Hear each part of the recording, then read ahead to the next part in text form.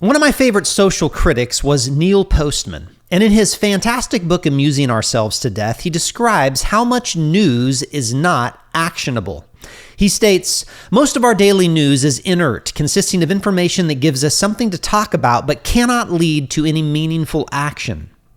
In the same paragraph, Postman recognizes that this is not often the case with the stock market.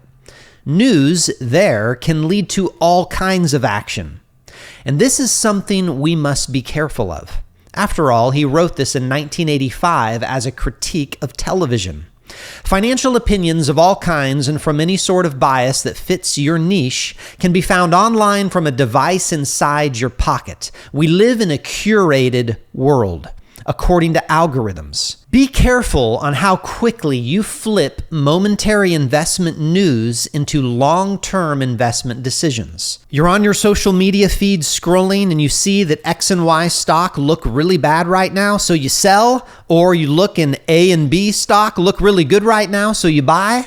Sometimes you should respond, but the problem in our world is that there is always news that seems to be constantly demanding action. And if you were to take a deep breath and wait a few weeks or months, you might have made a different financial decision.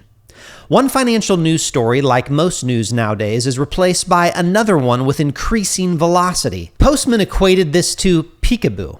Here's what he says. This ensemble of electronic techniques called into being a new world, a peekaboo world, where now this event, now that, pops into view for a moment, then vanishes again. It's a world without much coherence or sense, a world that does not ask us, indeed, does not permit us to do anything. A world that is, like the child's game of peekaboo, entirely self-contained, but like peekaboo, it is also endlessly entertaining.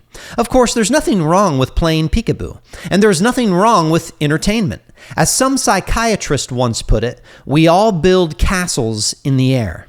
The problems come when we try to live in them. You see, the problem is your investment portfolio is not a game.